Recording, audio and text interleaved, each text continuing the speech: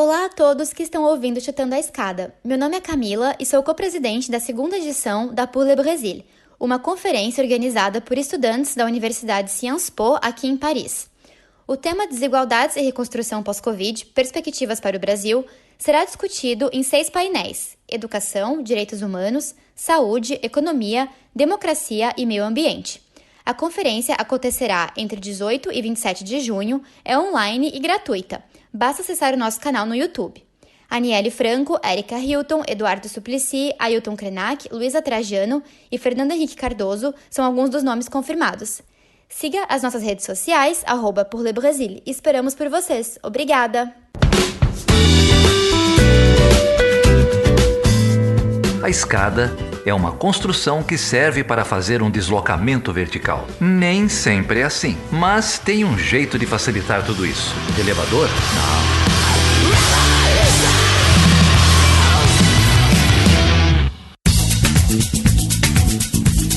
Não. Muito bem, Carol. Então, como com tradição não se brinca, a gente recebe aqui pela terceira vez, amigo da casa já, o Celso Rocha de Barros. A conversa está virando um clássico. A gente começou a bater papo com o Celso no longínquo ano de 2019, quando a gente achava que a principal preocupação nossa era a Vaza Jato e o Sérgio Moro, né? Celso, prazer receber aqui.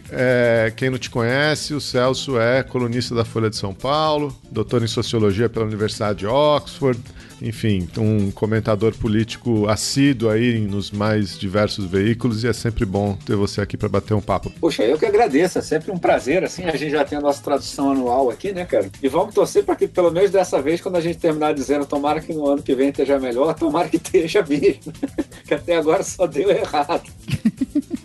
Prazer, Celso. Prazer é meu. E aí, ô Geraldo, você vai contar que você vacinou ou não?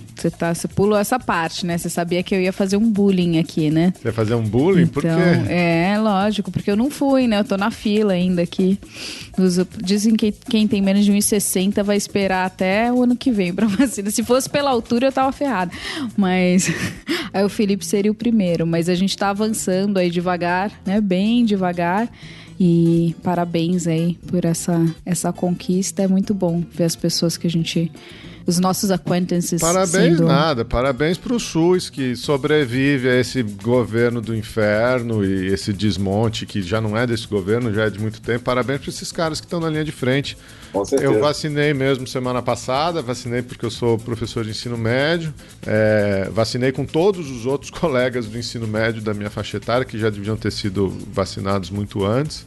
Mas a gente fica só torcendo, né, para que essa vacina chegue para todo mundo, para que essa vacina chegue para os trabalhadores essenciais, que muitos deles ainda, né, é curioso o que se chama de essencial hoje em dia, né? Mas só torço para que todo mundo tenha acesso aí o mais rápido possível e que, se isso servir de alguma coisa, que sirva para se parar de duvidar de conhecimento científico, para se parar de escamotear, de lapidar serviço essencial que todo mundo devia ter acesso, né? Com certeza. Mas você viu que eu fiquei muito sério com essa sua brincadeira, né, Carol? Eu vou aproveitar para dar uma deixa pro Celso, então, porque sempre quando eu falo disso, eu falo da vacinação, alguém fala parabéns, é um ato tão simples, tão curto, a vacina, em 1 minuto você tomou uma vacina e não precisava ser assim, né? Acho que isso é que a gente tem que sempre frisar. A gente a gente tinha todas as condições de estar numa situação completamente diferente. Esse governo teve todo o aviso do mundo. A crise estourou primeiro na China, depois na Europa. A gente viu o que aconteceu lá fora, a gente viu o que aconteceu no mundo todo. A gente teve meses para se preparar, a gente tinha as estruturas colocadas, funcionando para se preparar. E não precisava ser assim. Eu acho que é isso que a gente não pode esquecer, né? Era possível ter sido mais fácil. E a sua última coluna, Celso, fala um pouco disso, né? Fala um pouco desses 90 mil mortos que a CPI já identificou, pelo menos já conseguiu atribuir ao presidente da República, que não precisavam estar mortos, né? Exato. E coloca um cenário muito claro de atribuição de culpa, e um cenário em que, se os privilégios previdenciais forem revogados, o Bolsonaro pode ser responsabilizado pelo que ele fez, né? Fez e continuam fazendo, né? Desculpa, Geraldo, mas continuam fazendo deliberadamente, né? Assim, provocando essa CPI, inclusive, né? Sem nem mudar o discurso. O que você acha que isso significa para a nossa democracia, Celso? Vamos lá. Bom, assim, o que fica claro é que, assim, nesse primeiro ano de pandemia, as instituições de controle fracassaram espetacularmente, né? Assim, não é para deixar o cara matar 100 mil pessoas. Assim, se tiver uma função para divisão de poderes, tem que ser evitar que o presidente mate uma parcela significativa da população. Então, assim, o número agora já é maior que o 90, né? Porque a gente não sabe com precisão, mas o 90, para quem não está acompanhando, são as projeções do epidemiologista Pedro Alau, que quando sai na CPI uma notícia de uma comprovada decisão de não comprar vacina do governo Bolsonaro, ele pega a data em que a vacina teria chegado, joga no modelo epidemiológico que já traz o que nós sabemos sobre a correlação comum entre vacinação e número de óbitos e joga como é que estava a taxa de contágio naquela época, etc, etc. E a da Pfizer dava entre 5 e 25 mil, o menor estimativo era 5, e a da Coronavac, do Butantan, que eles não aceitaram, dava 80 e tantos mil, não sei o quê. Então, o 90 mil é o mínimo das duas estimativas. Entendeu? Então, já tinha passado de 100, certamente, com toda a probabilidade, quando eu falei 90, e agora a gente já tem a notícia do COVAX Facility, né, que foram 43 milhões de doses que o governo recusou. Assim, faltam 10 mil só para cruzar 100 mil, é absolutamente impossível que essa decisão sozinha não faça cruzar a linha de 100 mil com folga. Né?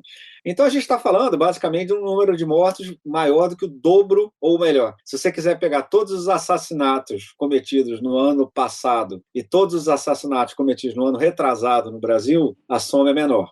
Então, o Bolsonaro matou mais gente do que todos os assassinos brasileiros de 2019 e 2020 somados. Então, assim, isso é provado, assim, isso não é um negócio assim que a gente pode... Porque, assim, a partir de certo número é incerto, assim. Por exemplo, essa coisa dele falar que as pessoas podem sair na rua, ele certamente tem alguma responsabilidade, mas alguém pode dizer, mas o cidadão também tem alguma responsabilidade de ter acreditado nisso, enfim. A partir de um certo número começa a ficar... A responsabilidade existe, mas já é mais discutível. Mas essas decisões da vacinação são indiscutíveis, não tem que os caras rebolarem para fazer. Toda coluna eu boto assim, se alguém no governo tiver uma estimativa diferente dessa, manda aqui que eu publico. Ninguém manda, não tem. Então, isso traz uma situação política meio peculiar, que assim, o Bolsonaro sabe que se as instituições funcionarem, ele vai ser preso. Né? Assim, ele não vai ser preso enquanto ele é presidente, porque ele já conseguiu formar uma base no Congresso para não sofrer impeachment, para não autorizarem processo contra ele. A gente sabe que o PGR está no bolso, né? O PGR é dele, não faz absolutamente nada. Essa CPI, ela deveria ter sido desnecessária, o PGR devia ter instaurado um procedimento para averiguar isso um ano atrás, entendeu? Quando o número de mortos era 200 ou 300 mil pessoas a menos. Então, a gente tem que dividir essa responsabilidade com o Aras também. Então, ele não deve sofrer nenhuma grande penalidade enquanto ele for presidente, mas se ele perder a eleição, no dia seguinte ele está sozinho. No dia seguinte, essa turma toda que está com ele não apaga ele do WhatsApp, entendeu? Assim, ninguém mais quer saber desse cara. E aí, se as instituições funcionarem, se a polícia funcionar, se o Ministério Público funcionar, enfim, ele vai ser preso. Né? E ele sabe disso. Entendeu? Tanto que, por exemplo, você pode notar que, por mais que isso deva despertar ódio mortal em cima dele, o Ministério da Saúde faz questão de correr atrás, de mandar vacina para a comunidade indígena, para quilombo, etc., porque eles sabem que isso é mais fácil de tipificar como genocídio. Então, ele sabe o que ele fez, assim, ele sabe o risco que ele está correndo. E aí isso coloca um problema para a nossa democracia, né? Porque ele já é um cara golpista, ele já é golpista desde que nasceu, assim, o histórico de manifestações golpistas dele é longuíssimo. E agora, como eu disse na coluna, ele finalmente achou um problema que de fato poderia ser resolvido por um golpe de Estado, que é ele não ser preso, né? Entendeu? Assim. Então, assim, o incentivo para ele tentar uma escalada autoritária cresceu muito, porque ele sabe que se o Brasil continuar a ser uma sociedade com instituições modernas, ele está ferrado. Né? A não ser que ele fuja, alguma coisa dessa, sei lá. Então, assim, o que eu disse na última coluna é que assim, não dá para a gente achar que vai ter uma vida política normal daqui até a eleição, em 2022, com essa espada na cabeça da democracia brasileira. Entendeu? com o presidente deixando claro que ele pretende dar um golpe se ele perder a eleição, e a gente sabendo que ele tem os incentivos para isso, porque ele cometeu crimes gravíssimos que ele vai ser punido por eles, se as coisas funcionarem normalmente. Essas coisas funcionarem, elas já deveriam estar funcionando, né? Se elas funcionarem normalmente, você está enfatizando aí, a gente tem instituições relativamente sérias, instituições que cumprem seu papel minimamente. Se isso existisse de fato, ele já não deveria estar ali, né? Porque, assim, acompanhando a CPI, se fala o que mais precisa. Não, sem dúvida nenhuma. Assim, o que ficou claro é o seguinte, as instituições fracassaram vergonhosamente, mais ou menos ali de maio do ano passado, quando já estava claro que ele ia fazer, e, aliás, ele estava tentando dar um golpe de Estado para completar a situação, mas é a época que ele faz um acordo com o Centrão. Então, ele se segura, ele não cai.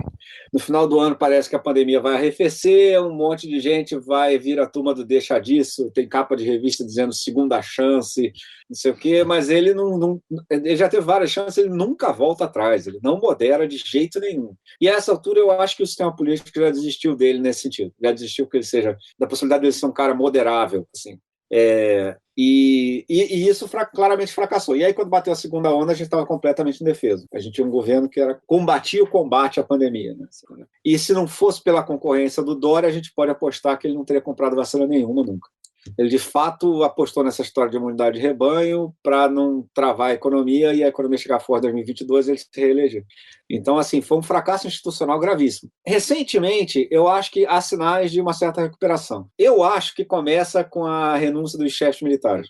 Porque eu acho que boa parte dessa história das instituições não funcionarem é porque todo mundo sabia, e embora nem todo mundo falasse em voz alta, que o Bolsonaro estava enchendo o governo de militar porque ele planejava uma escalada autoritária. Então estava todo mundo com um raciocínio meio assim, se a gente segurar esse cara sem dar golpe até 2022, daí ele perde a eleição e a gente volta à normalidade. Entendeu? Eu acho que esse era o raciocínio. E deu errado, né, como a gente pode ver. Mas, além disso, quando os chefes das Forças Armadas deram essa distanciada para o Bolsonaro, eu achei que dali pouco depois você teve a decisão do Supremo mandando o Senado abrir a CPI, e a CPI está funcionando. Assim, eu acho que a CPI está fazendo um bom trabalho. Assim. Então, dá a impressão de que algumas coisas, pelo menos, voltaram a funcionar como funcionavam em outros governos. Mas, obviamente, isso não vai ser tranquilo, porque já tem uma contraofensiva, já caiu uma delegada que ia investigar o Bolsonaro no negócio dos atos democráticos. Então, assim, essa guerra vai continuar até ele cair, entendeu? E talvez depois, porque numa dessas, se ele perder a eleição, mas continuar forte, ele vira uma oposição golpista. Então, assim, a democracia brasileira precisa realmente castrar o bolsonarismo, entendeu? Precisa falar assim, ou isso aí acaba, ou então isso tem que tomar uma porrada que eles baixem a bolinha e aceitem jogar dentro da regra do jogo. E isso ninguém conseguiu fazer. Então, assim, você tem toda a razão de estar preocupado com o funcionamento das instituições. Assim, elas funcionaram muito mal nos últimos anos, e agora parecem ter começado a voltar ao normal, mas, assim, tudo meio numa aposta de que em 2022 o Bolsonaro perde e tudo volta ao normal, que também eu não sei se é tão simples assim, sabe?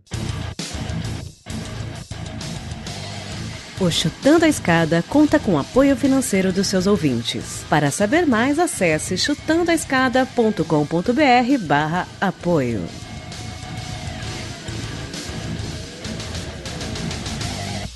Eu gosto de conversar com você, que você é sempre muito mais otimista do que eu, Celso. Eu acho que essas instituições elas já faleceram faz muito mais tempo. Agora, eu acho que tem duas coisas aí no que você está comentando. Tem várias, né? Mas uma o Bolsonaro realmente ele sempre dobra a aposta e até hoje nunca parou de dobrar. Teve um momento ali esse ano com a soltura do Lula a soltura não, mas o restabelecimento dos direitos políticos dele, né? Que ali pareceu por uma semana, duas, talvez que o governo tivesse sentido o golpe. Mas depois também se recompôs, né? E acho que Sim. A mesma coisa na CPI. Teve ali na hora que lança a CPI, que aparecem os primeiros depoimentos, parece um pouco que o governo sente o golpe, depois o governo se recompõe, depois vem mais maluquice, depois vem declaração do TCU para não usar máscara e sei lá quais... Entendeu? Aquela história é muito bizarra. Motocicada e sei lá o que mais diabos esse cara apronta. Então, eu acho difícil esse governo ser moderado nas instituições. E aí a outra coisa é que me parece que não existe... Me parece não existe um consenso nem na sociedade, nem na elite brasileira, que é o que me preocupa mais, sobre a necessidade de substituição desse governo, né? O pessoal fala muito do Biden, vai aparecer um Biden brasileiro, não sei o quê, bibibi, bababá. Primeiro que não vai, né? O que todo mundo não fala é que o Biden tinha uma trajetória na esquerda americana, e aqui os caras querem que o Biden seja o Moro, seja o Mandetta, quer dizer, enfim, não preciso nem comentar muito mais que isso. Agora, outra coisa que me salta aos olhos é que nos Estados Unidos a elite construiu um consenso que o Trump tinha que cair, né?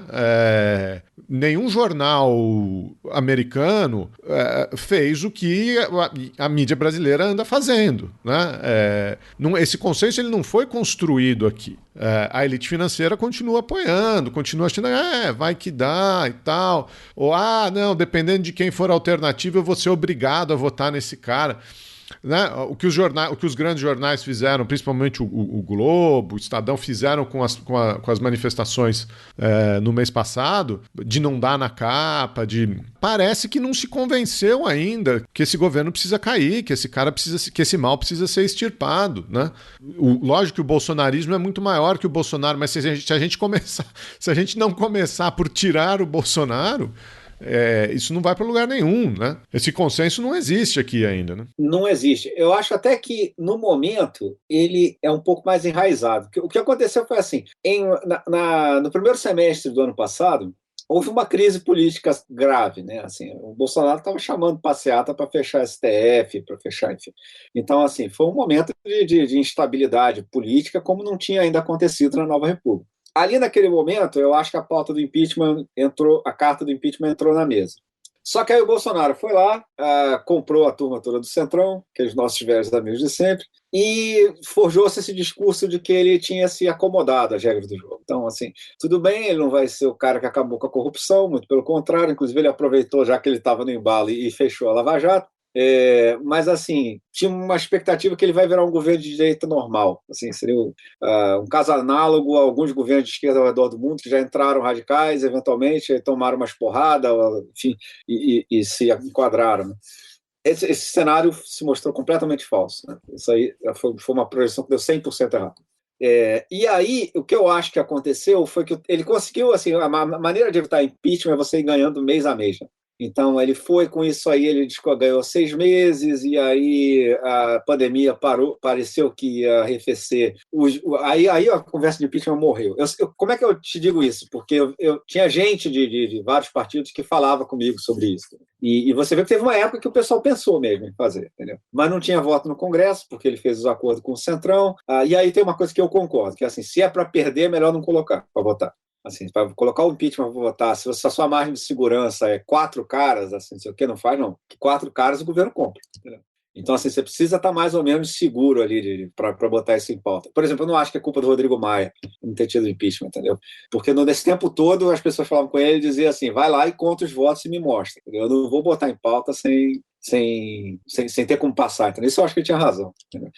Agora, o que acontece é que quando bate a segunda onda, é que eu digo, a gente foi completamente indefeso, né? Assim, a segunda onda foi o julgamento da tese o Centrão vai moderar, entendeu? Assim, deixou claro que não tinha moderado nada, deixou claro que nos deixou indefeso numa das piores tragédias globais das últimas décadas, morreu esse tudo de gente, e agora eu acho difícil você achar quem te diga que o Bolsonaro não merece cair, entendeu? Se você for conversar com um político, assim, você perguntar pro cara, assim, vem cá, esse cara tinha que cair, né, cara? Quem que fez pior? Assim, e o que eu sempre pergunto, se não for para derrubar esse cara, é para derrubar quem? Assim, tem que tirar o impeachment da Constituição, cara. Porque, assim, ou então bota próximo mandato, divide entre Fernando Collor e Dilma Rousseff como reparação histórica, entendeu? Assim, se você não empichar o Bolsonaro, você vai empichar quem, cara? Entendeu? E todo mundo sabe que é isso, entendeu? Assim, todo mundo sabe que é isso. As pessoas não falam em voz alta, porque se você falar em voz alta, você tem que fazer alguma coisa a esse respeito.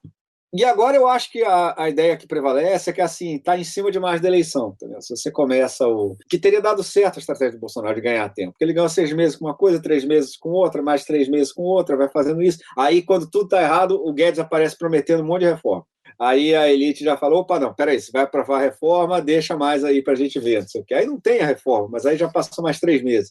E aí você chega perto da eleição e os vários atores políticos começam a achar que vale mais a pena esperar a eleição, tá? Que eu acho que é a situação atual. Mas o meu medo não é nem esse, o meu medo é que a gente vai chegar em 22 e vai ter um outro editorial sobre uma escolha muito difícil. Não, é possível, é possível. Eu já acho menos provável, entendeu? Eu já acho... Assim, em 2018, assim, eu me lembro de eu tentando falar com gente assim do PSDB e coisa assim pelo segundo turno, assim, não sei o quê, e já dava para ver que era completamente impossível, que não tinha conversa, que não ia dar certo.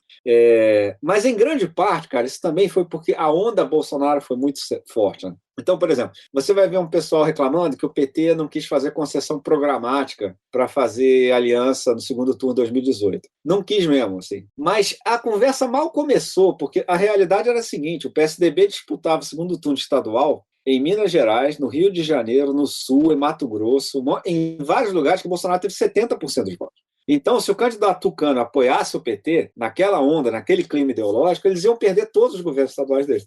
Então, foi isso que decidiu. A decisão do PSDB de ficar... O PSDB deixou você ou votar nulo ou votar no Bolsonaro, uma coisa assim.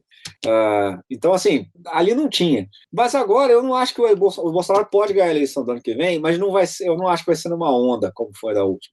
Eu acho que vai dar para ganhar a eleição de governador sendo oposição a ele, entendeu? Se bobear, pode até ser fácil em alguns lugares do Brasil.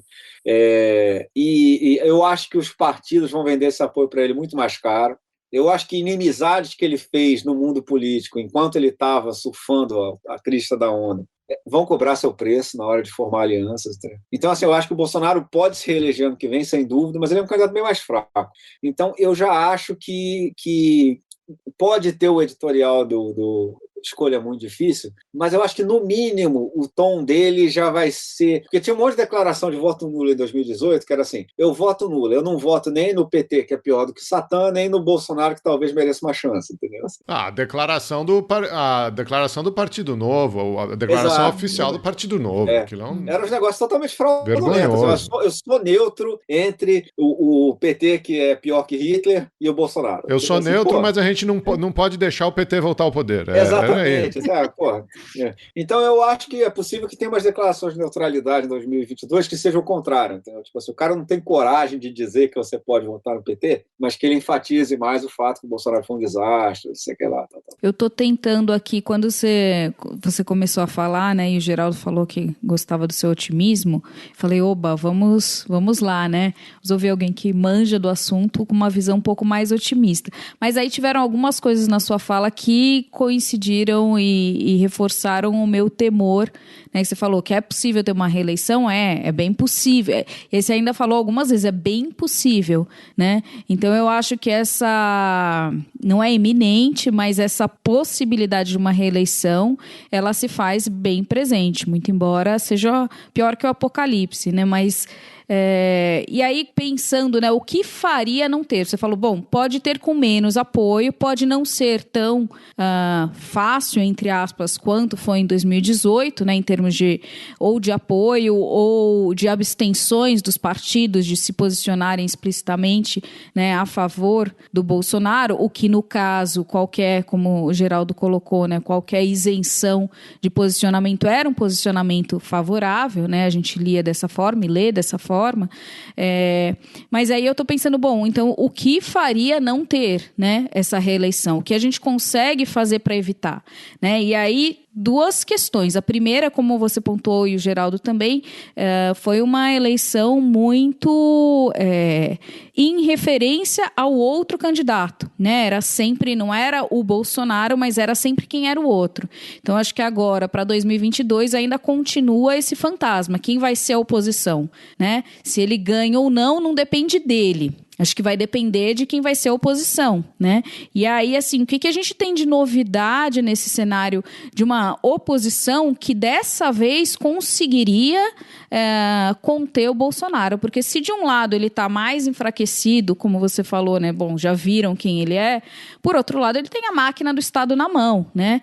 E aí a gente vê, por exemplo, agora, essa semana, ele falando que vai estender o auxílio emergencial, né? Que foi responsável por um certo aumento tímido, mas um aumento de popularidade dele no ano passado, quando esse auxílio emergencial era mais expressivo, né? Assim, aos trancos e barrancos, com todo esse horror desse programa de vacinação, mas a gente provavelmente vai chegar no final do ano com uma percentual significativa da população vacinada, que também vai ser uma carta. Então, assim, ele vira 2022 como o cara do auxílio emergencial, o cara que fez a vacinação, né? Quando a gente vai ter, assim, um crescimento econômico tímido, mas vai ter algum que ainda é uma recuperação, né, de um negativo. Então, assim, óbvio que a gente sabe que isso não representa nada em termos absolutos no governo dele, mas mesmo assim são estatísticas que ele pode jogar. Ele tem uma base, né, e ainda, de novo, o aparelho todo do Estado na mão, né? Então, eu acho que, assim, vai ser um jogo pesado, né? E quem é essa oposição que vai conseguir bater de frente com isso para poder abalar essa possibilidade de uma reeleição, hein? O que você disse é 100% verdadeiro. Teve um estudo alguns anos atrás, agora eu vou esquecer o autor. Se não me engano, na América Latina, desde que implementaram reeleição, é algo como 2/3 das vezes o incumbente ganha.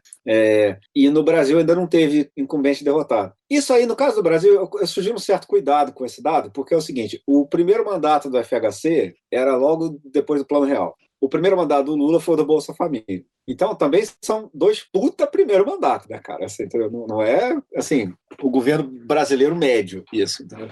E o único caso que realmente poderia ser um precedente a favor do Bolsonaro aqui seria o da Dilma, né, que teve um primeiro mandato muito turbulento, mas, bem ou mal, ela segurou lá artificialmente, com aqueles estímulos todos que depois teve que tirar, mas chegou na eleição com um desemprego baixíssimo. Então, assim, eu não acho que o Bolsonaro vai chegar assim, não. O primeiro mandato do Bolsonaro é tranquilamente o pior da história, por qualquer medida que você faça, inclusive por popularidade. Assim, a popularidade do Bolsonaro agora é muito menor do que a dos outros candidatos nesse ponto do primeiro mandato. Né? Então, assim, a prova de que o Bolsonaro é um cara muito ruim é que a gente não está dando de barato que ele vai se reeleger, porque o normal seria a gente dar de barato. Entendeu? Se ele tivesse comprado vacina ano passado, coisa que qualquer imbecil seria capaz de fazer, entendeu? Ele estava reeleito. Entendeu? Eu acho que não tinha o que fazer com ele. Entendeu? Porque ainda por cima está tendo uma altazinha de commodities agora, entendeu? Uhum. Que eu acho que a gente vai gastar isso tudo só compensando o desastre do Bolsonaro. Entendeu? Não vai dar para ter nenhum surto de prosperidade como teve na época do Lula, não. Mas, enfim. E numa dessas, o ciclo de commodities serve exatamente para ele ganhar a eleição e acaba logo depois, entendeu? Que eu chamo de cenário Deus nos odeia, entendeu? Então, assim, eu acho perfeitamente possível que ele se reeleja. Agora, eu não vou... Tem gente dizendo que assim, a gente tem que tratar ele como favorito, assim, eu não trato, não. Assim, eu não acho que ele é favorito. Assim, o que eu acho é que é notável que ele ainda tem a chance depois de tudo isso. Né? Mas ele tem chance, entendeu? Porque o pessoal da terceira via meteu os pés pelas mãos, entendeu? Assim, a regra, pelo que vai ser a prévia do PSDB que saiu agora, vai ser bem tarde, vai ser já no final do ano, e se eu entendi corretamente, os parlamentares vão ter bastante peso na escolha do candidato. E isso é terrível para o Dória, por exemplo, porque em 2018, a massa dos filiados do PSDB ficou muito puta com a estratégia do partido, a bancada deles caiu quase pela metade, né? Porque eles lançaram o Alckmin para presidente. Se você lançar o Alckmin para presidente, boa parte da grana que você ganha do fundo partidário vai para ele, vai para o candidato a presidente, e sobra menos para dividir entre os candidatos a deputado. Né? E aí tem muita gente no PSDB falando, cara, se a gente não tiver um cara que tenha já agora 15%, 20%, entendeu? Vamos gastar essa grana com campanha de deputado, entendeu? Vamos recompor essa bancada. Então, assim, o Aécio é um cara que trabalha para isso, por exemplo. Então, assim, a terceira via, até agora, fez tudo errado. Assim, o PSDB fez tudo errado. Eles podiam ter pego o Dória logo que chegou a vacina e falado, pô, vamos pegar esse cara aqui e vamos correr com ele. Né? Não fizeram, assim, sei lá, acho que 15 dias depois da primeira vacinação, fizeram uma reunião tirando o poder do Dória, derrotaram o Dória numa disputa interna. Entendeu? Então, assim, o PSDB enfiou os pés pelas mãos bizarramente. O Huck, cara, eu acho o seguinte, ele faz o que ele quiser da vida dele, mas se ele não queria ser candidato a presidente, ele tinha que ter dito isso vários meses atrás, né? Porque teve gente que ficou na candidatura dele esperando, e agora ele sai agora e é difícil para essa turma se posicionar, entendeu? Assim, eu acho que aquele pessoal do Cidadania, por exemplo, sabe, eu acho que seria o tipo de pessoas que poderiam apoiar o Huck, se bobear até talvez a Rede de Sustentabilidade, poderia apoiar o Huck e tal, e agora esse pessoal está totalmente órfão, tá totalmente sem saber para onde vai. Então eles estão num clima de caos completo. Então o Bolsonaro está contando o seguinte, ele conseguiu neutralizar a terceira via e ele vai polarizar com o PT e ele acha que dessa vez ele ganha. Eu também acho que essa conta para ele é arriscada, entendeu? Assim, porque, primeiro, não é o Haddad, é o Lula.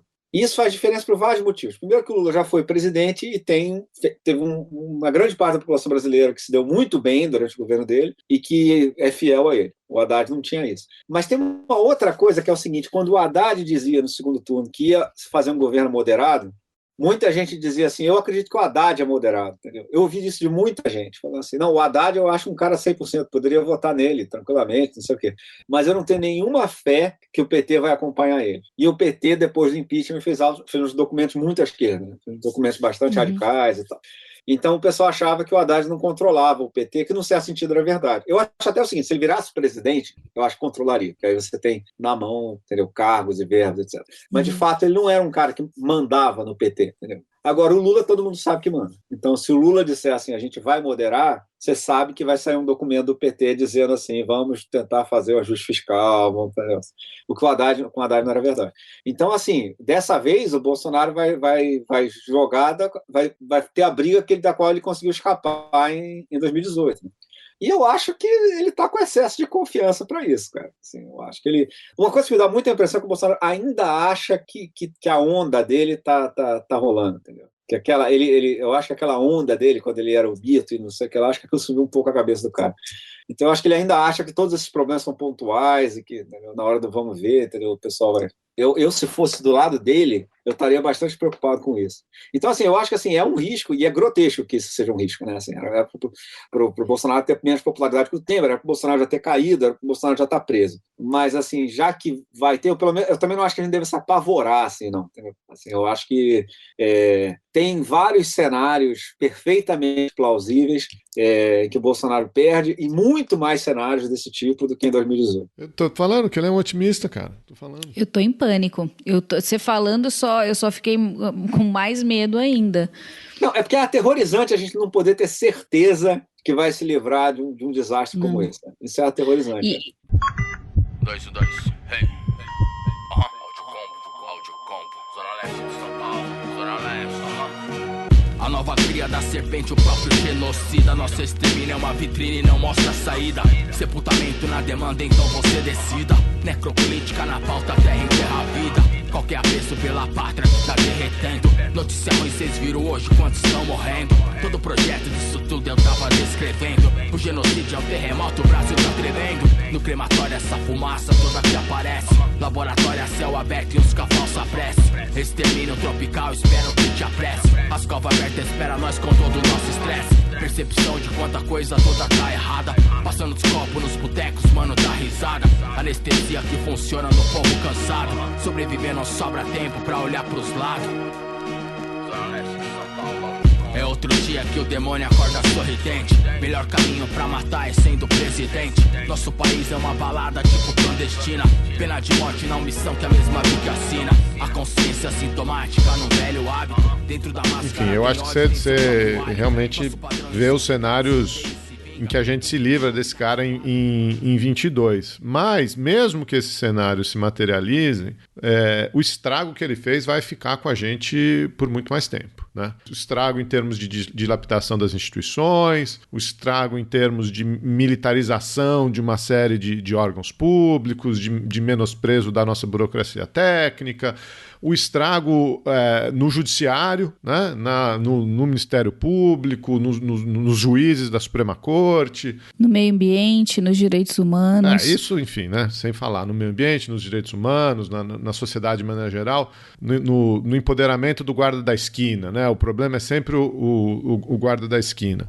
Então eu queria conversar um pouco sobre isso e aí acho curioso que você, num certo sentido, viveu uma experiência dessa, né? A gente tem visto esse abuso, essa distorção grotesca da Lei de Segurança Nacional e os asseclas do presidente usando a Lei de Segurança Nacional para acionar blogueiro, acionar figura pública, do Felipe Neto ao Guilherme Boulos.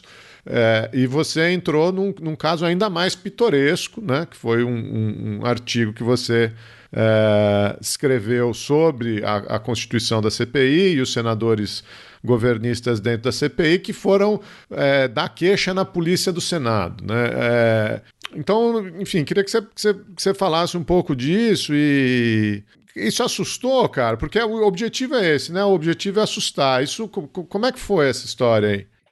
Para quem não sabe, a história foi meio bizarra mesmo, porque, bom, eu já esperava alguma retaliação, entendeu? Assim, eu sei que minhas colunas são duras contra o governo, e eu sei que esse governo não é democrático. Porque, por exemplo, o governo Temer, eu escrevi colunas duras contra ele, e o que acontecia é que eles mandavam uma carta na terça-feira para a Folha me xingando, e era isso, entendeu? E eu, pra falar a verdade, me divertia com aquelas cartas, entendeu? Numa delas, o assessor do Temer disse que eu era o picareta-mor da República. Entendeu? E se você receber esse título do PMDB, não é qualquer coisa. É bom, cara. É bom.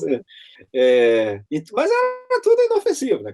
Mas eu sabia que o Bolsonaro não era. Então eu sabia que, assim, eu conversei com o Marcos Nobre, né? Que não é uma questão de ser, é uma questão de quando, entendeu? Vai ter um negócio. Quando eles foram em cima do Conrado Hilbner, que basicamente chamou o Aras de poste, eu pensei, cara, acho que não tem nenhuma coluna minha que eu não xingue alguém de coisa pior do que poste, entendeu? Então, assim, se eles foram atrás disso, vai ser por esses dias, né? E aí aconteceu quando eu escrevi a coluna chamada Consultório do Crime, né, que é uma brincadeira com o Escritório do Crime, a milícia lá, que o cara era amigo do Bolsonaro, o Adriano da Nóbrega. E eu estava me referindo aos senadores governistas que vão para a CPI claramente para impedir que ela funcione, né? Assim, que seria o Girão, o Reis, e na época eu até esqueci do tal do Marcos Rogério, que é o nome dele, né? Eu sou tão medíocre que eu sinceramente esqueci dele. E os caras, basicamente, se você já assistiu uma sessão da CPI, você sabe como é que é, né? Assim, quando parece que a CPI vai descobrir alguma coisa, o cara levanta a mão e fala assim, a cloroquina, o estudo assassino de Manaus, a Mia Khalifa, entendeu? Umas coisas completamente sem pé nem cabeça, entendeu? Umas coisas completamente enlouquecidas. Mas aquilo não é loucura, não, gente. Aquilo ali é para perder tempo mesmo, para bagunçar o cenário, entendeu? E para impedir que a CPI avance. Entendeu? Aqueles caras estão lá para fazer um serviço. Entendeu? E são eles que eu chamei de consultório do crime. E eu acho que o que eles estão fazendo é crime mesmo. E aí, resultado, passa um tempo, os caras da Polícia do Senado ligam para casa dos meus pais, onde eu não moro faz 30 anos, e aí falam com eles lá, que está tendo que os caras foram na Polícia do Senado, que o ouvinte deve estar pensando assim, mas eu não sabia que tinha Polícia do Senado. Cara, ninguém sabia, entendeu? Assim, foi um momento que as pessoas descobriram que existia a Polícia do Senado. Que é a segurança do Senado, basicamente, e os caras foram lá fazer uma denúncia contra mim, porque eu teria ofendido a honra dos caras, assim. E, assim, o propósito é claro, né? Se você entra com um processo de difamação, ele vai para a justiça, e, aliás, isso aí eles sabem que perdem, entendeu? Isso aí entra fácil na história de liberdade de opinião, entendeu? Porque eu não atribuí a eles falsamente coisas que eles... Eu não disse que eles fizeram coisas que eles não fizeram. Eu disse que eu acho que coisas que eles comprovadamente fizeram são crime. Eu tenho todo o direito de dizer isso. Entendeu? Como, aliás, por exemplo, o Reis diz que o estudo de Manaus é assassino. Assim, ele tem o direito de achar isso desde que ele não minta sobre o que o cara fez ou não no estudo de Manaus. Né? O que, aliás, ele faz. Mas isso é outra ação. Então, eles viram que isso talvez não desse nada, então eles resolveram pegar um negócio com o nome de polícia para ligar para a casa dos meus pais, não sei o que lá, para parecer polícia, parece situação ameaçadora, parece que você vai ser preso, né? Entendeu? Quando saiu a notícia no jornal, depois um colega meu de trabalho ligou assim, vem cá, tu foi preso, cara? Entendeu?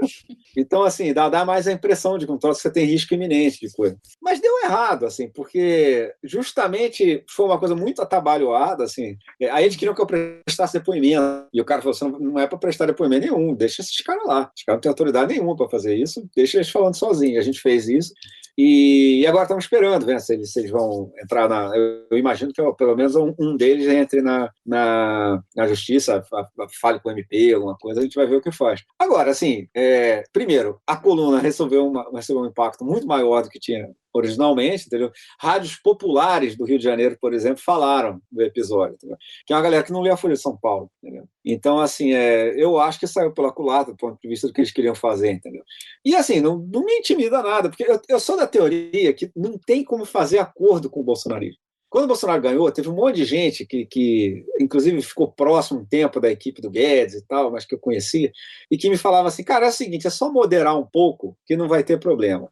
Em primeiro lugar, você vai à merda, entendeu? Assim, que eu não vou moderar nada, eu vou exercer meu direito constitucional de dizer o que eu quiser. Mas, em segundo lugar, você está errado, cara. Não adianta moderar nada com esses caras. Tudo que você fizer de concessão, eles vão interpretar como sinal de fraqueza e sinal de que eles podem partir para cima de você com força redobrada. Então, assim, para o cara ser alguém que consegue fazer essa ameaça para inspirar moderação, ele tem que ter alguma moderação. Ele tem que te dar a ideia de que se você recuar, ele também vai recuar, entendeu? E eu tenho certeza que eles não vão, entendeu? Então não faz o menor sentido, além da questão moral, estrategicamente, não faz sentido. E eu acho, isso que eu tenho tentado avisar para as instituições, sei lá, para os agentes políticos. Não adianta tentar fazer acordo com esse cara. Ele não vai respeitar acordo nenhum. Entendeu? O sujeito é um fanático, um extremista. Ele realmente quer destruir a nossa democracia. Então, não adianta a gente tentar pegar leve com eles, vamos ver o que faz, que não vai adiantar, cara. Porque é pesado, né? Assim, você tá falando, assim, sua fala é muito forte e muito importante, né? E aí eu fiquei tecendo vários paralelos aí pra gente pensar, inclusive porque a gente fica nessa tentativa de pensar que estratégia também lidar, né? Fica todo mundo falando da importância de pontes, de diálogo, mas assim, ultrapassa, né, a possibilidade de um diálogo quando você vai ser recebido com violência, né? E aí é muito complicado, né? Assim, porque realmente é polarizado, né? Tem que polarizar mesmo, não tem que não polarizar, né? A gente fala, estamos em lados opostos, né? E é uma luta, vai ser uma guerra mesmo, literalmente, né? E aí precisa se traçar estratégias mesmo de combate ao inimigo, porque é o inimigo, né? Se coloca como inimigo. A minha posição é essa. Eu acho que a gente tem que fazer o máximo de diálogo e baixar a polarização entre os democratas. Então, assim, se tem um cara democrata de direita, vamos ver o que dá para chegar de consenso com ele. Vamos ver o que dá para chegar de acordo.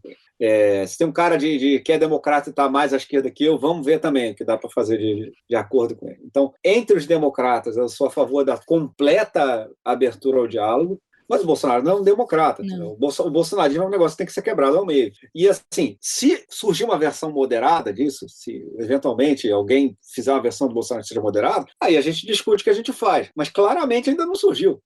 Então, assim, esse pessoal quando fala uma nova chance para o Bolsonaro, dessa vez ele vai moderar, etc. Cara, vamos fazer o seguinte: primeiro ele modera, depois a gente vê o que a gente faz com isso. Entendeu? Porque o que eu não vou fazer é baixar a minha guarda enquanto ele não baixar dele. Eu nem gosto desse termo polarização. Porque esses polos não são comparáveis, né? O polo bolsonarista, ele está fora do jogo político, ele está fora do jogo democrático. Né? Não dá para você comparar algo dentro do jogo democrático com algo que está fora, ele já escapou do limite da política. E é isso que eu brinquei antes com a história de uma escolha muito difícil, é isso que esse tipo de linguagem não contempla. Né? Porque quando você acabou de falar, né, Celso? Não, vamos ver o que um democrata de direita tem em comum comigo e tem em comum com um cara mais à esquerda. Bom, o que ele tem em comum é a democracia. Exato, né? sem dúvida. E é isso que já devia estar claro. Só que esse discurso da escolha difícil, da polarização, mascara isso como se você estivesse comparando duas coisas que são comparáveis. Elas não são comparáveis. Mas eu acho que é polo, não assim, polos dentro de um mesmo espectro, né? Mas é polo nesse sentido, dentro de civilidade e barbárie, né? Dentro de diálogo e violência, né? E truculência, dentro de argumentos e boçalidade, né? Dentro de respeito e morte, né? Assim, eu acho que é nesse sentido de polo, né? Assim, é muito claro. E aí eu acho que, assim, né? Do que vocês estão falando, talvez uma via de diálogo, né? É pegar essa pessoa que ainda é a favor da democracia, do diálogo, mas vai ter ideias diferentes e que isso é muito salutar, aliás, absolutamente necessário, né? Mas de sinalizar para ela que ela está desse lado, né? Porque se ela é contra toda essa violência, toda essa brutalidade, esse autoritarismo, esse fascismo, consequentemente ela está mais próxima da gente, né?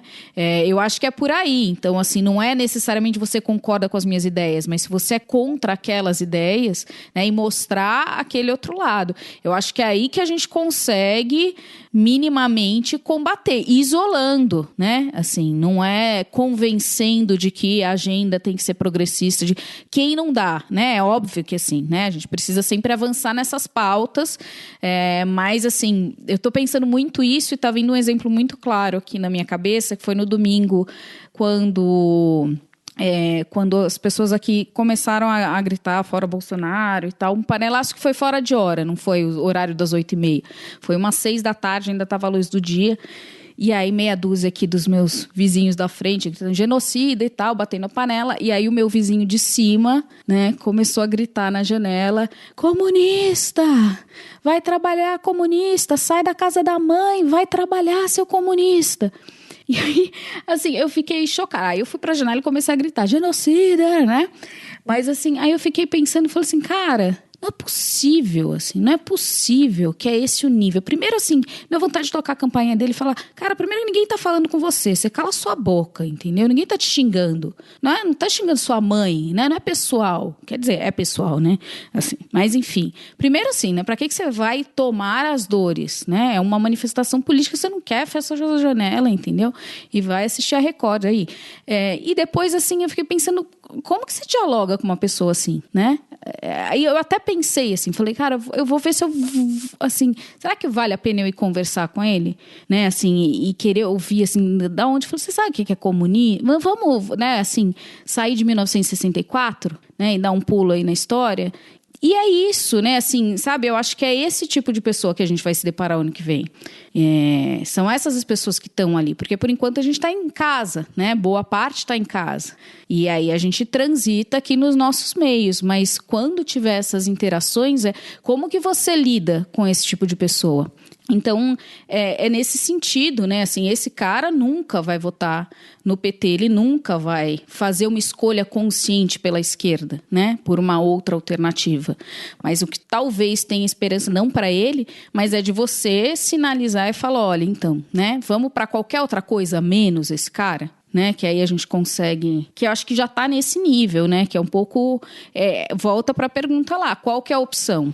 Eu concordo plenamente. Eu acho que o voto de direita que dá para pegar no Bolsonaro é o cara que tem consciência do desastre que foi o Bolsonaro, e ele meio que já viu assim, cara, que deu meio errado pro lado dele nesse momento, e ele topa, se o próximo governo for do outro lado, mais normal, assim, ele não vai aceitar nada de radicalismo de esquerda, não vai aceitar nunca. Então, se o PT pretender chegar lá no ano que vem, propondo nova Constituição, aquelas palhaçadas lá de 2018, nem vai pra briga, amigo, desiste já agora.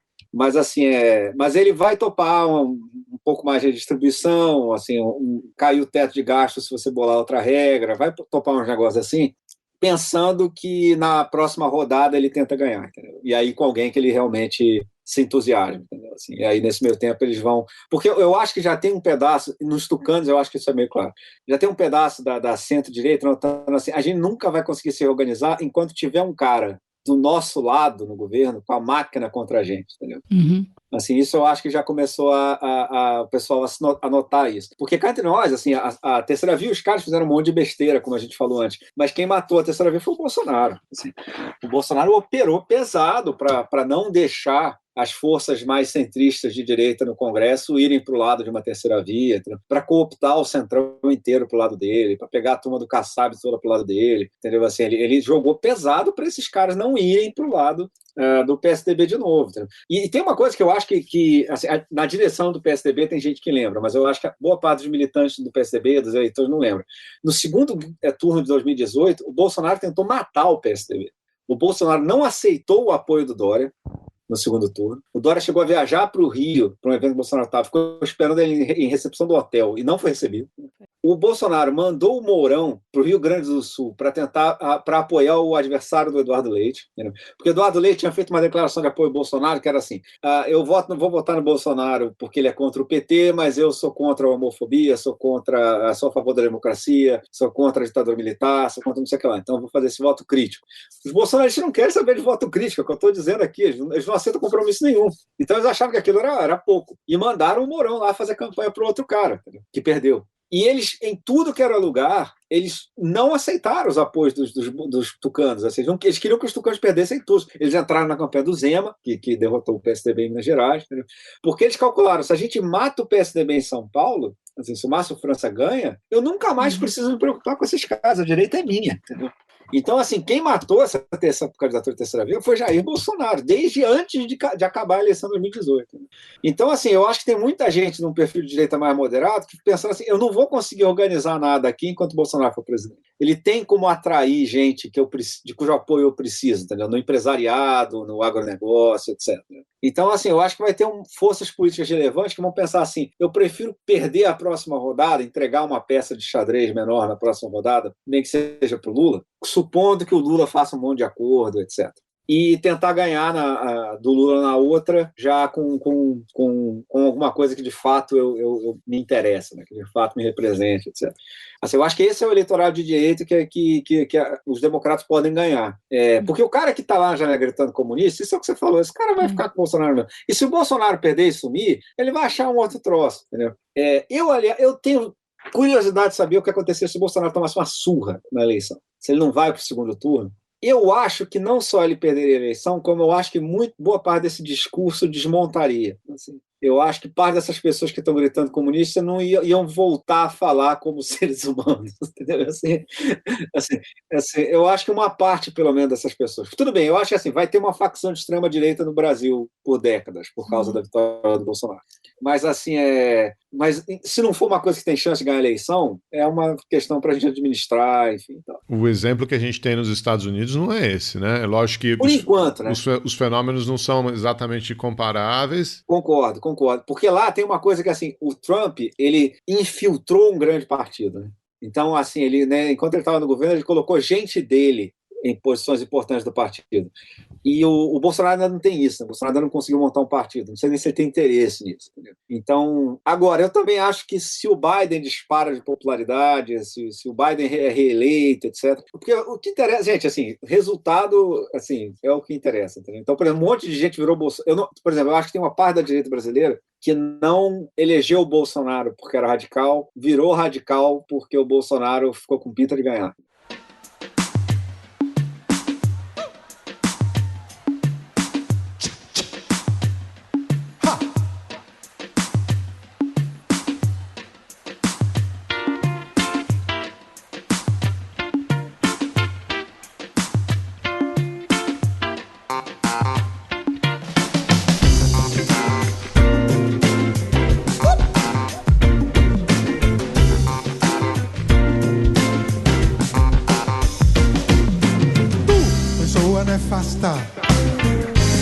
Se afasta teu mal, teu astral que se arrasta tão baixo no chão.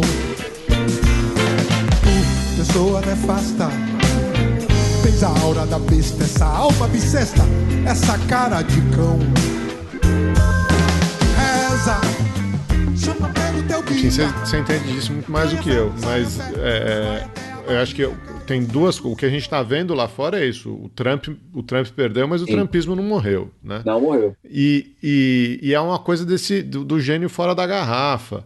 A hora que você começa a acenar para homofobia, para xenofobia, para conservadorismo religioso,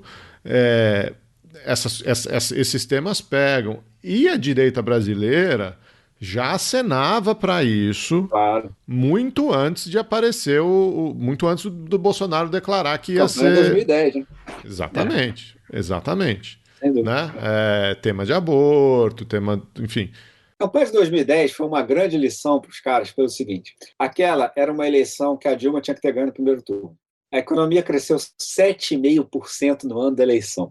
o Lula tinha uma popularidade tão ridiculamente alta, que é o que eu dizia, eu sei o endereço do blog de todo mundo que não gosta do governo do Lula, entendeu? Assim, ele tinha uma popularidade absurda. A rejeição do Lula era a popularidade do Temer, entendeu? Basicamente. Ele apoiava a Dilma, entendeu? A Dilma, na campanha, se apresentou como muito moderada, sensata, etc. Então, assim, cara, os programas sociais bombando, a recuperação da crise, né? O Brasil saiu da crise antes dos outros países. Então, quer dizer, aquela eleição, cara, assim, o Serra, quando entrou ali de candidato, ele é um sujeito com um ego grande, talvez ele achasse que podia ganhar, mas aquela eleição ali era muito difícil. E o que impediu aquilo de ser decidido no primeiro turno, de ser decidido com 60% para Dilma, foi a discussão do aborto. O que aquilo ali acendeu tudo que era luz é o seguinte: tem pautas não econômicas que são sucesso eleitoral na baixa renda, porque todo mundo já sabia que tinha pautas não econômicas que eram sucessos na renda média e renda alta. Então, assim, tem gente que... eu conheço gente que tem um perfil um pouco à esquerda de Tucano, mas que, por exemplo, pode votar num deputado do PSOL pela defesa dos direitos humanos ou coisa que vale. Né? Assim, então, essas coisas, o ambientalismo, né, em especial. Mas ali os caras viram que tinha uma pauta cultural que o cara entrava no eleitorado de baixa renda, entendeu? Mesmo com 7% de crescimento ao ano a favor do governo de esquerda. Entendeu? Aí, assim, era impossível que eles não aprendessem essa lição. Né? Assim, isso aí, o cara que viu aquilo... Isso, assim, isso foi levado a cabo pelo Serra, que era o pior cara do mundo para levar isso. O Serra é um cara com passado de esquerda. No final, descobriu, inclusive, que a esposa dele tinha feito um aborto, e contado isso em sala de aula, senão que ela, obviamente, não era contra... enfim, o pior cara possível do ponto de vista dos conservadores era o Serra. E mesmo assim, eles conseguiram levar para o segundo turno, perderam por uma margem razoável, mas, cara, se você olhar os fundamentos daquela eleição, era para ele ter levado uma surra espetacular. Então, era óbvio que daí em diante eles iam levar esse aprendizado adiante. Né? E, assim, o conservadorismo religioso, tudo isso vai sobreviver na política brasileira. E a gente vai ter que aprender a lidar com isso. Isso existe em todas as grandes democracias, de uma forma ou de outra. A gente vai ter que inventar uma maneira de conviver democraticamente com isso. Se eles perderem muita eleição, eles também vão começar a tentar abrir as suas próprias pontes, enfim. Isso tudo tem jeito. Assim, o país não está ferrado porque existe gente que defende essas pautas. Né? O que o Brasil está ferrado é por ter gente que defende golpe militar. Né? Que essa é a diferença do Bolsonaro. O Bolsonaro não é só um cara muito conservador. Ele não é um cara que é muito conservador e quer ganhar a eleição ou perder a eleição. Enfim. Ele encheu o governo de militar como não tinha nem na época da ditadura. Assim. Ele fala de golpe todo dia, praticamente. Cara. Então, assim, esse é o problema. Né? É disso que a gente precisa se livrar. Assim. Não a gente precisa se livrar da direita ou dos conservadores, etc. Isso aí vai estar aí, é parte da sociedade brasileira. Mas até outro dia a gente não tinha golpismo, então é perfeitamente possível que a gente volte a não ter, entendeu? Que eu acho que esse é o cenário positivo. Assim, duas coisas, né? Acho que você falou uma coisa, assim, muito importante, que é, primeiro, assim, o bolsonarismo não representa, não tem monopólio do conservadorismo, né?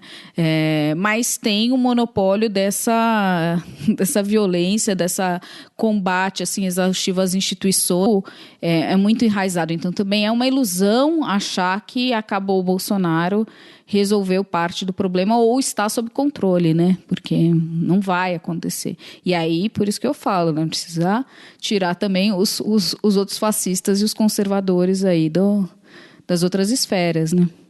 Para não parecer que eu fui muito otimista com o negócio, eu discordo que o Bolsonaro tem um monopólio dessa direita violenta. Isso é uma coisa que a gente vai ter que esperar para ver. Porque assim, a grande dificuldade de análise política no governo Bolsonaro é assim, a política interna do Exército é muito opaca.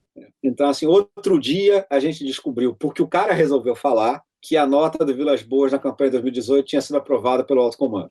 Não era só uma coisa dele. Cara, assim, para uma coisa dessa todo mundo não já saber, é porque o negócio lá é bastante pouco transparente assim, para o resto da política brasileira. Então, assim, quando me perguntam, vai ter golpe? Eu falo, cara, não sei, porque uma das principais variáveis eu não tenho como medir, entendeu? Porque parece claro o seguinte, eles não toparam o golpe em 2020, que o Bolsonaro queria fazer. O Bolsonaro fez tudo para dizer que ia dar golpe, não sei o quê, na hora do vamos ver, não teve golpe. Então, assim, e isso claramente para mim é porque ele chegou lá para os caras falando que queria, os caras falaram, cara, não vamos dar golpe para você não, desculpa aí. Agora, ele está fazendo propaganda com os médios oficiais desde a campanha de 2018. Assim, ele vai em evento militar, assim, ele está tentando formar uma geração de golpistas. Né? E isso eu acho que vai ser um problemão quando ele sair. Entendeu? Porque vai ter gente, tanto no Exército quanto na polícia, que vai fazer a seguinte leitura: o Bolsonaro foi um desastre porque ele era muito ruim, assim, o que também ninguém discute, certo? Ele é muito ruim. Então eles vão dizer assim, não, o Bolsonaro era um imbecil, o Bolsonaro não comprou vacina, assim, qualquer um de nós teria comprado vacina, a ditadura militar teria comprado vacina, provavelmente. E eles vão tentar um outro cara ou uma outra coisa, entendeu? Eu tenho medo disso. Eu acho que a hierarquia das Forças Armadas vão ter que passar por um processo de disciplina lá dentro mesmo, desses caras que o Bolsonaro convocou a insurgência, entendeu? E aí eu acho que, assim, para não ficar desesperado, a hierarquia militar tem um certo incentivo de fazer isso, porque eu acho que eles calculam, ao meu ver, acertadamente, que se tivesse um golpe agora, mudaria a cúpula das Forças Armadas. O Bolsonaro, mesmo se essa cúpula atual apoiasse o Bolsonaro ou deixasse ele dar um golpe, o Bolsonaro não os considera bolsonaristas raiz, entendeu? Eles não os consideram assim fiéis o suficiente a ele. E eu acho que esses caras sabem que se o Bolsonaro ficasse com a faca e o queijo na mão, eles iam rodar, entendeu? O Bolsonaro ia promover uns caras mais extremistas lá, que ele já sabe quem são, ia tentar um negócio desse. Uns bombeiros, os militares, desses, né? Uns caras... E gente dentro do exército que não progrediu tanto na vida porque era maluco e agora é a chance dele. Tipo ele. Exato, exatamente.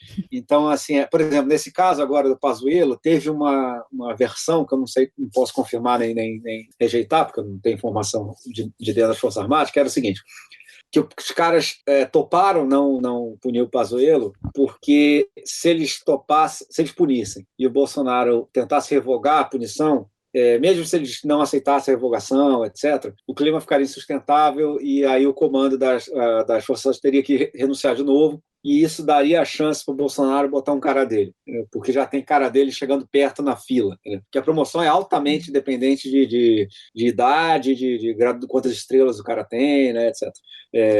Então tem gente dizendo isso, que eles toparam justamente para não dar para o Bolsonaro, e que o Bolsonaro, inclusive, teria armado essa falcatrua toda para tentar fazer uma crise que permitisse a ele uma nova rodada de demissões, e aí nessas ele vai passando gente dele na fila. Eu acho que se o Bolsonaro perder a eleição, que eu acho mais provável ele perder, assim. Eu não cravo que ele vai perder, não, mas assim, eu acho que... E pelo amor de Deus, o cara que achar que está ganho para a oposição é um idiota. Mas assim, mas eu não acho que ele é favorito na eleição. Agora, mesmo ele perdendo, esses extremistas que ele formou vão ficar aí, cara. Entendeu? E tudo bem, o cara é oportunista, pode ser que tem os caras que no dia seguinte vão entrar pro PT, entendeu? Assim, tem os caras que estão apoiando o Bolsonaro por oportunismo, vão apoiar o próximo cara por oportunismo. Mas tem os caras que não, entendeu? Tem os caras que vão sair achando mesmo que o que faltou foi o Bolsonaro ser um cara mais competente, mais inteligente. Isso eu não descarto que a gente tenha problemas com isso mais na frente, não. Por isso que eu acho que assim, o Bolsonaro não precisa só perder, a gente precisa realmente fazer um pacto político de longo prazo quando ele sair, entendeu? Que ninguém radicaliza e a gente vai tentar chegar a um acordo sobre algumas grandes questões e aí a gente discorda do resto, pacificamente e tal. Mas assim, eu acho que a gente precisava fazer pelo menos um projeto de uns 10 anos que, seja lá quem ganhar a eleição, não vai ter briga de rua, entendeu? Eu acho que é possível. Porque eu acho que assim, todo mundo vai ter que desistir do seu plano A, né? Quer dizer, então, assim, o cara de esquerda acha assim, pô, tô amarradão que o PT caiu e agora eu vou poder fazer o governo de esquerdão que eu sempre quis. Cara, não vai, acabou, deu errado. Isso não vai acontecer. E o cara de direita, que tá desde que a Dilma caiu achando que vai ter um almoço grátis, aí um governo que vai fazer um monte de reforma liberal sem preço nenhum, custo nenhum para ele, entendeu? Sem cobrar imposto dele, sem fazer política social, sem fazer não sei o que lá, esse cara vai ter que desistir desse plano A também. Isso deu errado. Entendeu? Então vai ter que ter uma certa... Já começou a haver uma certa movimentação sobre isso, quando estava o debate de terceira via. E eu acho que algumas ideias dessas eu acho que vão ter que ser resgatadas aí por quem ganha a eleição.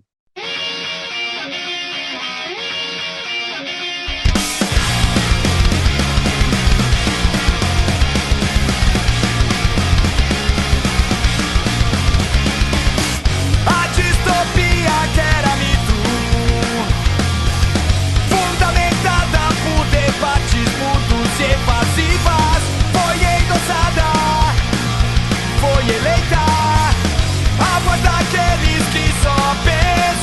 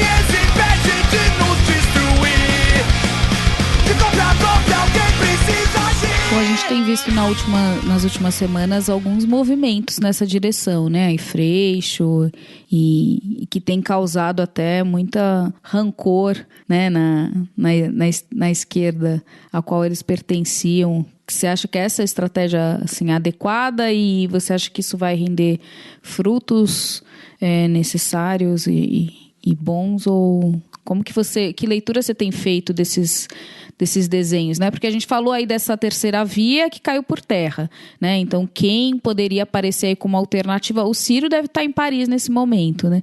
Então, a gente também exclui ele aí dessa possibilidade. Mas, né? Assim, então, vamos pensando num cenário aí, né? A gente já sabe que tem extrema-direita, o Bolsonaro, no centro, essa terceira via ainda não se configurou, eles perderam os elementos que eles tinham aí de maior viabilidade, né? De uma campanha mais promissora.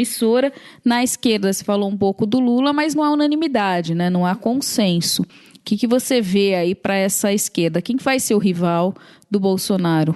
Não, eu acho que o rival do Bolsonaro pela esquerda vai ser o Lula mesmo. Agora, mas com quem traz? Então, eu acho uma movimentação muito importante essa do Freixo e a do Flávio Dino, né, que hoje anunciou que se desligou do PCdoB e que provavelmente, pelo que se diz, vai entrar no PSB, como fez o Freixo. Então, o que estaria acontecendo é que o PSB estaria tentando ocupar esse espaço entre o PT e o centro, né? Seria uma versão mais moderada do PT, que acabaria virando um aliado mais ou menos permanente dos petistas, e seria a maneira do PT moderar seu programa, etc., seria fazendo essa aliança com o PSB. Eu acho que, no momento, isso é muito bem-vindo. Eu acho que a gente está precisando de um negócio desse. Eu entendo que o cara lá, que é militante do PCdoB ou do PSOL, tenha ficado chateado com a saída de grandes nomes do seu partido, né? Porque o cara do PSOL, por exemplo, que milita, sobretudo, pensando não digo nem numa revolução, mas, enfim, numa transformação social mais profunda, de longo prazo, ele tem o direito de fazer isso, entendeu? E para essa estratégia, fazer aliança é ruim, então ele tem o direito de ser contra, entendeu? Ninguém discute que essa posição é permitida, é admissível. Da mesma forma que o PCdoB é a mesma coisa. Só que a questão é a seguinte, a situação objetiva é urgente, assim, a crise está na nossa porta. Então, eles têm, esses grandes nomes, claramente têm peso eleitoral para ajudar a derrotar a ameaça que o Brasil está enfrentando. Então, eu acho que eles estão fazendo certo, entendeu? É melhor levar esse peso eleitoral para uma alternativa eleitoral mais viável, que tem a chance de derrotar o Bolsonaro, entendeu? Se depois o Lula ganha, e aí o pessoal mais à esquerda vai ficar xingado de pelego, etc., enfim, aí a gente vê, entendeu? Mas eu acho que seria um absurdo se eles não tomassem essa decisão para evitar isso, né? Eu acho que eles estão indo para a briga, assim, eu acho que é uma demonstração de coragem dos dois, entendeu? Seria mais confortável para eles ficarem onde eles estavam, e eu acho muito positivo isso ter acontecido, inclusive pelo seguinte, porque eu acho que muitas das conversas interessantes dos últimos anos da esquerda aconteceu entre essas pessoas, aconteceu no PSOL, entendeu? Aconteceu dentro do PSB, entendeu? Assim, eu não acompanho muito o debate no PCdoB, mas eu sei que o Flávio Dino fez um trabalho muito bom lá. Então, assim, É a Manuela, né? A Manuela, exatamente, que inclusive tem algumas posições diferentes do partido, né? Então, porque o PCdoB também é outro lugar, que, assim, eu sei por amigos que lá tem altos debates lá dentro, mas a gente também não fica sabendo muito do que eles estão discutindo.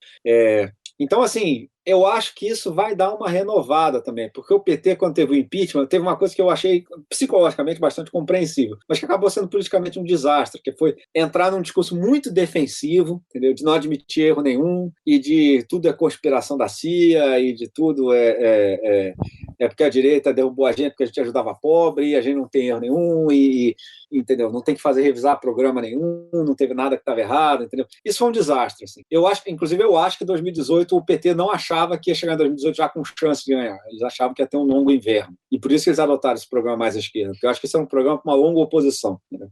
E eles foram meio surpreendidos pelo desastre do Temer, eu acho. E não dá mais para ser surpreendido de novo, entendeu? A gente precisa fazer um debate dentro do PT, inclusive melhor do que o que foi feito para 2018, e eu acho que parte desse debate estava acontecendo na campanha do Boulos, estava acontecendo na refundação do PSDB no Rio pelo Molon, entendeu? O Molon fez um trabalho de reorganização do partido, de aproximação com os socialistas chilenos, entendeu? Assim, teve um seminário no Rio do PSB com o Partido Social Democratas aqui do continente, assim, que foi muito bom. Então, assim, teve uns debates bacanas na esquerda que passaram por fora do PT, que talvez agora se encontrem com o partido nessa aproximação com o PSB, entendeu? Eu sou otimista com relação a essa movimentação. Tudo pode dar errado, né? A gente não tem como saber se vai dar certo. Mas é o que eu faria. Eu acho que eles têm razão de fazer. Tanto o Freixo e o Dino têm razão, o PSB está fazendo muito bem em tentar se reorganizar. O PSB teve uma época péssima, agora se vocês quiserem eu falo sobre isso, mas e eu acho que a esquerda tá jogando direito no momento, assim, porque ela ficou muito perdida, né, durante muito tempo. Cara, acho que a gente vai encerrando. Você quer deixar algum recado para alguém? Mandar um oi para a BIM? Pois é, meus colegas lá da Polícia do Senado, deixar um abraço para vocês, entendeu? Assim, entendeu? Pô, vou aí tomar um café com vocês, pode deixar, entendeu? Estamos aí. E junho que vem estamos aí de volta. Você acabou de ouvir mais um episódio do Chutando a Escada. Para apoiar, acesse chutandoaescada.com.br/apoio.